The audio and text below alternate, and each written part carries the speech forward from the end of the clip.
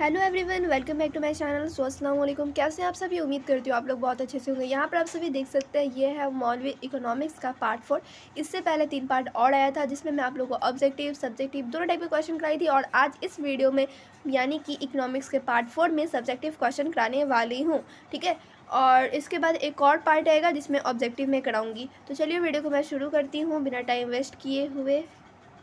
फिर यहाँ पे आप सभी देख सकते हैं short type question with answer से लिखा हुआ है, यानी कि यहाँ पे मैं आप लोगों को मुख्तसर सवालात मां जवाबात कराऊंगी। और कितने क्वेश्चन कराने वाली हूँ ये भी बता देती हूँ। तो 20 क्वेश्चन कराऊंगी। ठीक है, 15 से 20 क्वेश्चन इस वीडियो में आप लोगों को देखने को मिलेगा। हर एक क्वेश्चन इंपॉर्टेंट है, ज़रूर आप लोग याद कीजिए। इसमें से कोई ना कोई एग्जाम में आ ही जाएगा। ठीक है, तो यहाँ पर आप लोग देखिए सबसे पहला सवाल नंबर 1, मईशत के पैदावारी इम्कानात से आप क्या समझते हैं। ठीक है, यहाँ पे आप लोग देखिए इंग्लिश में भी दिया हुआ है। किसी किसी को इंग्लिश में समझ में आता है तो इंग्लिश में यहाँ पे देख सकते हैं, what do you mean by the production possibilities of an economy. ठीक है, इकोनॉमी नहीं होगा, यहाँ पे इकोनॉमी होगा। यहाँ पे गलत लिखा हुआ है, ओ लिख दिया ई की जगह पे। ठीक है, तो यहाँ पे आप लोग देख सकते हैं इसका आंसर जवाब देखिए, मतीना वसाइल और दस्तयाब टेक्नोलॉजी की मालूमात से एशिया और ख़िदमत की पैदावार को मुख्तलिफ़ इम्कानात के इंतज़ाम को पैदावारी इम्कानात कहा जाता है। ठीक है, तो पैदावारी इम्कानात किसे कहा जाता है? तो यहाँ पे आप लोग देखें ना, इसी को कहा जाता है।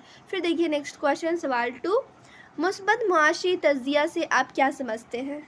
इंग्लिश में देखिए question, what do you understand by positive economic analysis. आप लोग क्या कर सकते हैं, यहाँ पे समझ में नहीं आ रहा भारी भारी उर्दू, तो ये क्वेश्चन आप लोग देख रहे होंगे इंग्लिश में दिया हुआ है। इसको आप लोग जाओ गूगल पे सर्च करो, उसका आंसर आएगा, उसका ट्रांसलेट कर दो उर्दू में, तो उतना भारी उर्दू नहीं आएगी, सिंपल सिंपल सा उर्दू आ जाएगा। ठीक है, तो इस तरीके से भी आप लोग कर सकते हो। फिर देखिए नेक्स्ट क्वेश्चन सवाल 3, मयारी मुआशी तज्जिया से आप क्या समझते हैं। इंग्लिश में क्वेश्चन देखिए, what do you understand by normative economic analysis. ठीक है, तो यहाँ पे आप लोग देखिए नीचे जवाब दिया हुआ है, मयारी मुआशी तज्जिया से हम ये जानने की कोशिश करते हैं कि ये तरकीबें खातिर ख्वाह है या नहीं, क्या होना बेहतर साबित होगा और क्या ना होगा मुफीद होगा। ठीक है, तो ये था इस क्वेश्चन का आंसर। फिर देखिए नेक्स्ट क्वेश्चन 4 यहाँ पे क्या है। तो यहाँ पे क्वेश्चन देखिए, सार्फ के बजट सेट से आप क्या समझते हैं। ठीक है, अब इसी को इंग्लिश में देखिए क्वेश्चन क्या है, what do you mean by the budget set of a consumer. ठीक है, तो जवाब यहाँ पे आप लोग देखिए नीचे दिया हुआ। ये सब क्वेश्चन कहाँ से है, तो वेरी शॉर्ट टाइप क्वेश्चन है। ठीक है, शॉर्ट टाइप क्वेश्चन से ये सारे क्वेश्चन है। उसके बाद जो मैं क्वेश्चन कराऊंगी वो कराऊंगी लॉन्ग टाइप क्वेश्चन है। ठीक है, लॉन्ग टाइप क्वेश्चन 5 नंबर के पूछे जाते हैं, और ये क्वेश्चन आप लोगों को 3 से 4 नंबर का पूछा जाता है। अगर आप लोगों ने प्रीवियस ईयर क्वेश्चन पेपर नहीं देखा है तो ज़रूर देखें, ये सारा मैं करा चुकी हूँ। तो यहाँ पे आप लोग क्वेश्चन देख लीजिए, इंग्लिश में भी यहाँ पे क्वेश्चन देख लीजिए, what do you mean by the budget set of consumer. ठीक है, ये क्वेश्चन तो मैं कराई चुकी हूँ।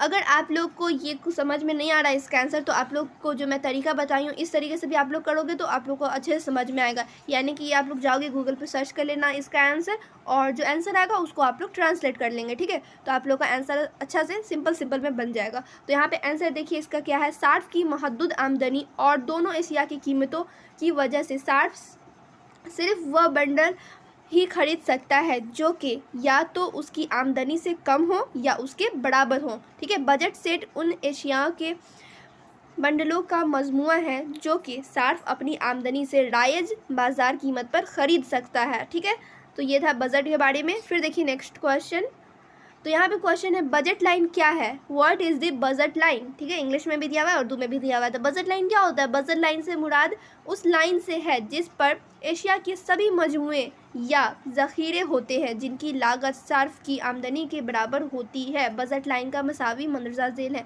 ठीक है, जो बजट लाइन का मसावी है जो नीचे दिया हुआ है। ठीक है, यहाँ पे देखिए क्या है, तो यहाँ पे आप लोग देखिए इस फार्मूला से, ठीक है, इससे आप लोग कोई भी बजट निकाल सकते हैं। जैसे क्वेश्चन में रहेगा कि इतना, जैसे यहाँ पे देखिए P1x1 plus P2x2 is equal to m। ठीक है, तो यहाँ पे देखिए P1 क्या है, एक चीज़ की कीमत, वहाँ पे कीमत दिया रहेगा। ठीक है, P1 ये है, P2 ये है, बस आप लोग को कीमत निकालना होगा, दोनों को जोड़ के उसके बाद जो m का वैल्यू रहेगा वो निकल जाएगा। ठीक है, जैसे यहाँ पे देखिए P1 एक चीज़ की कीमत है, यहाँ पे एक चीज़ की कीमत लिख दोगे आप लोग। फिर P2 देखिए दूसरी चीज़ की कीमत, वो सारा क्वेश्चन में मेंशन रहता है। इस टाइप के क्वेश्चन पूछे जाते हैं, इसलिए मैं आप लोगों को बता दी हूँ, यहाँ पे दिया रहेगा। फिर देखिए x2 और x1, ठीक है, x2 और x1 का भी यहाँ पे दोनों चीज़ की मकदार यहाँ पे आप लोग लिख दोगे।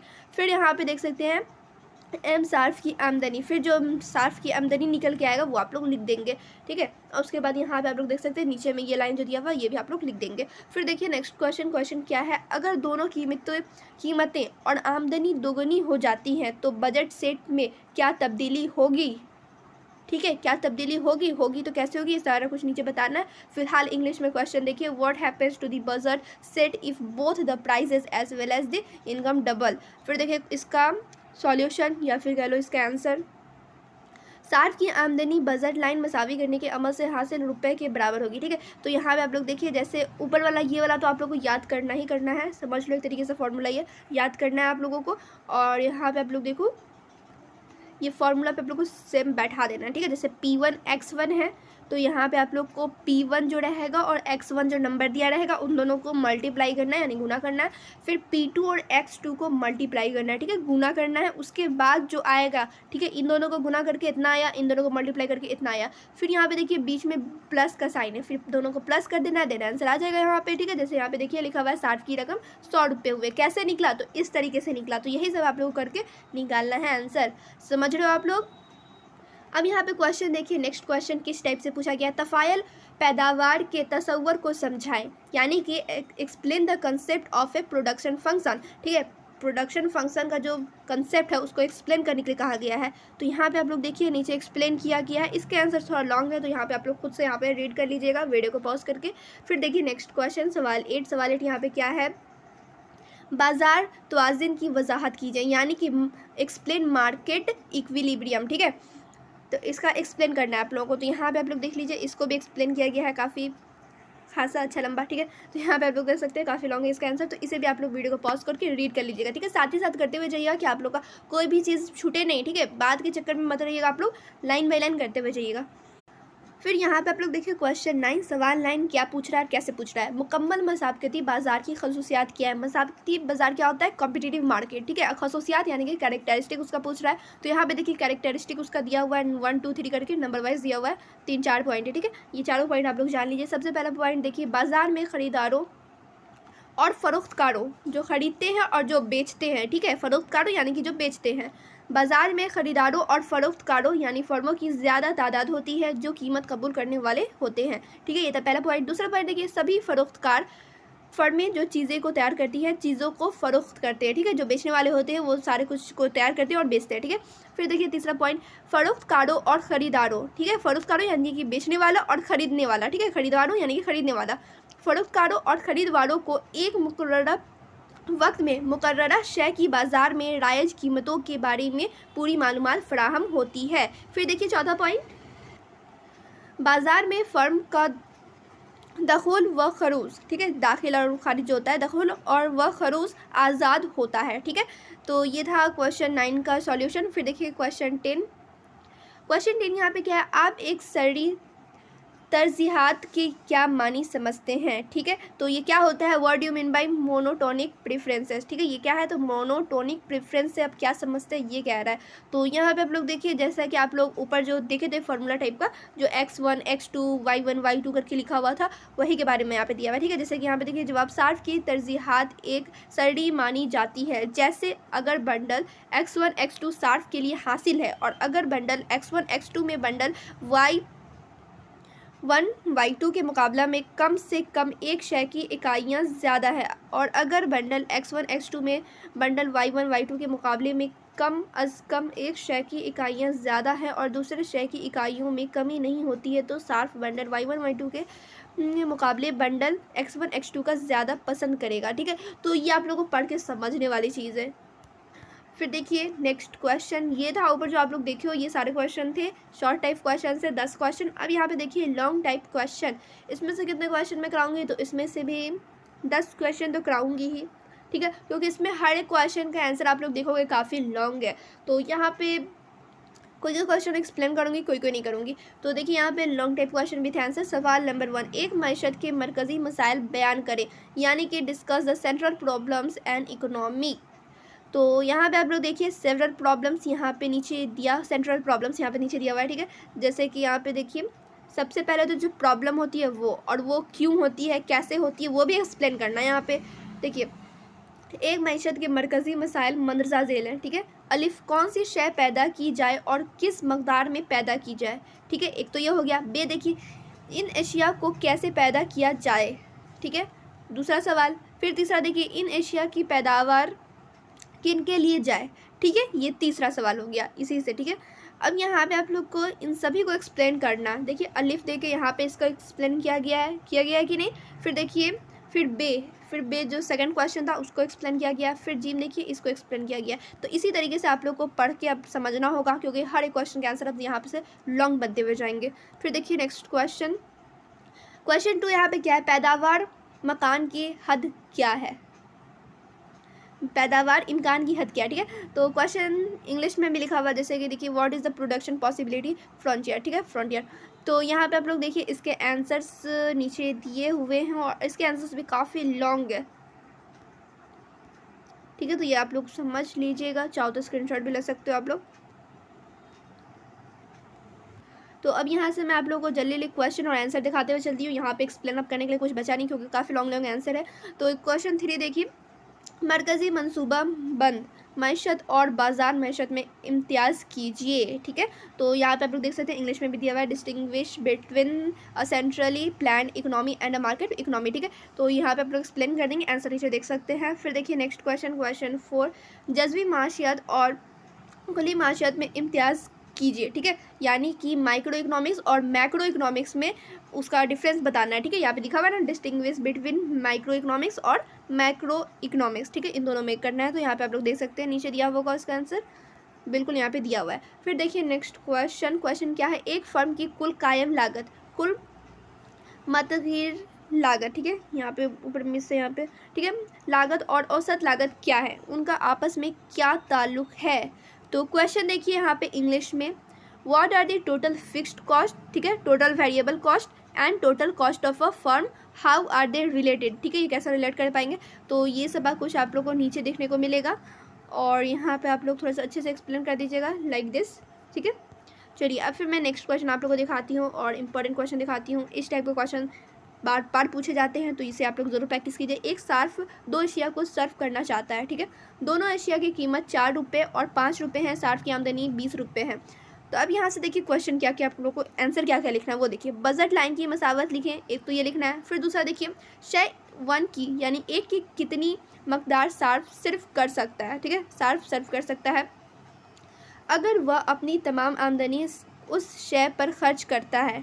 ठीक है, ये तो हो गया पहला क्वेश्चन, ये हो गया दूसरा क्वेश्चन। अब देखिए यहाँ पे 2 क्वेश्चन और है। थर्ड क्वेश्चन देखिए, शय 2 की कितनी मकदार सार्फ सर्व कर सकता है अगर वह अपनी तमाम आमदनी उस शय पर खर्च करता है। एक ये क्वेश्चन हो गया। फिर क्वेश्चन देखिए नेक्स्ट, बजट लाइन की ढलान क्या है। तो ये चारों क्वेश्चन का आप लोग देख सकते हैं, नीचे आंसर्स दिया हुआ है। ठीक है, वो जो ऊपर जो क्वेश्चन था उर्दू में, वही क्वेश्चन यहाँ पे इंग्लिश में दिया हुआ है।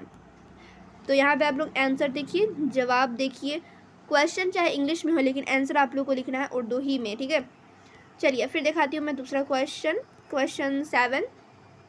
क्वेश्चन क्या है ये समझिए, समझाएं कि बजट लाइन नीचे की तरफ ढलाव क्यों है। ठीक है, तो यानी कि explain why the budget line is downward sloping. Clear, तो यहाँ पे आप लोग देख सकते हैं किन चीज़ों की वजह से है, कैसे है। तो यहाँ पे आप लोग देखिए नीचे दिया हुआ है। ठीक है, बजट लाइन 2 चीज़ों के बजट से नीचे गिरता है या नहीं ढला होता है। ठीक है, ये सारा कुछ नीचे दिया हुआ है, समझ रहे हो आप लोग। फिर देखिए नेक्स्ट क्वेश्चन 8, अगर सार्फ की आमदनी बढ़कर 40 रुपये हो जाती है लेकिन कीमतें वही रहती हैं तो बजट लाइन में क्या तब्दीली आएगी। ठीक है, यहाँ पे देख लीजिए इंग्लिश में भी क्वेश्चन दिए हुए हैं। तो यहाँ पे आप लोग देख सकते हैं बजट लाइन के मसावी करने का अमल होता है ये। ठीक है, जैसा कि मैं आप लोग को स्टार्टिंग में भी बताई हूँ, ये आप लोग ज़रूर याद करें, इसी से आप लोग का सारा कुछ बनने वाला है। और कोई भी जैसे इक्वेशन, जैसे यही क्वेश्चन आ गया तो इसको आप लोग इसी फार्मूला से बना सकते हो। ठीक है, तो यहाँ पे आप लोग देख लीजिए ग्राफ भी आना ज़रूरी है, एग्ज़ाम में आता है। फिर देखिए नेक्स्ट क्वेश्चन क्या है, बाज़ार एशिया में और मेहनत बाज़ार में मांग और रस्त-खदूद किस तरह मुख्तलिफ होते हैं। ठीक है, ये क्वेश्चन है। और यहाँ पे आप लोग देखिए इंग्लिश में भी दिया हुआ है, in what respect do the supply and demand curves in the labour market differ from those in the goods market. ठीक है, ये क्वेश्चन है। अब यहाँ पे आप लोग देखिए इसके आंसर्स, लॉन्ग क्वेश्चन के आंसर्स लॉन्ग ही होंगे। ठीक है, जैसे यहाँ पे दिया हुआ है। फिर देखिए नेक्स्ट क्वेश्चन और सबसे आखिरी क्वेश्चन, आई थिंक आखिरी क्वेश्चन इस वीडियो का, चलिए ये है आखिरी क्वेश्चन इस वीडियो का। ये भी देखिए एक तरह से आप लोग को सॉल्व भी करना है। क्वेश्चन देखिए, मान लें एक सार्फ दो अशिया को सर्व करना चाहता है जो कि सर्फ अदद सही यानी कि इंटीजर इकाइयों में ही दस्तियाब है। दोनों अशिया की कीमत 10 रुपये है और सार्फ की आमदनी 40 रुपये है, ठीक है। और यहाँ पे देखिए क्वेश्चन इसमें से दिया हुआ है, जैसे कि क्वेश्चन 1 सार्फ को दस्तियाब तमाम बंडल कौन से हैं बताएं, ठीक है। फिर क्वेश्चन 2 भी यहाँ पे दिया हुआ है, जो बंडल सार्फ को दस्तियाब है उनमें से उन बंडलों की निशानदही करें जिनकी लागत सार्फ को पूरी 40 रुपये पड़ेगी, ठीक है। तो यहाँ पे आप लोग देखिए इंग्लिश में भी क्वेश्चन दिए हुए और यहाँ पे देखिए 1 2 करके नंबर वाइज दिए हुए क्वेश्चन, ठीक है। तो यहाँ पे आप लोग देखिए क्वेश्चन 1 का आंसर, ठीक है। सार्फ को मंदरजा ज़ेल बंडलों हासिल होंगे, ठीक है, जैसे 1 0 0.4 0.3 इस तरीके से हासिल होगा, ठीक है। फिर दूसरा क्वेश्चन का आंसर यहाँ पे आप लोग देख सकते हैं, वह ये है सेकेंड क्वेश्चन का आंसर, ठीक है। ये 1 का था, ये 2 का है, 2 ही क्वेश्चन थे ना, हाँ ये दोनों क्वेश्चन का आंसर यहाँ पे, ठीक है। ये 1 का, ये 2 का। तो ये था कुछ 10 क्वेश्चन, उम्मीद करती हूँ समझ में आया होगा आप लोगों को। लॉन्ग क्वेश्चन पे ज़्यादा फोकस करना है क्योंकि लॉन्ग क्वेश्चन ज़्यादा नहीं आते हैं, 5 से 6 आते हैं, जिसमें से आप लोगों को 4 ही बनाना पड़ता है, 20 मार्क्स आप लोग को वहीं पर मिल जाता है, ठीक है। और 30 नंबर तो आप लोग को ये ऑब्जेक्टिव से मिल जाएगा, ठीक है। और कुछ क्वेश्चन आप लोग को सब्जेक्ट इससे मिल जाएगा शॉर्ट टाइप से। तो ये सारा क्वेश्चन आप लोग को ज़रूर प्रैक्टिस करना है।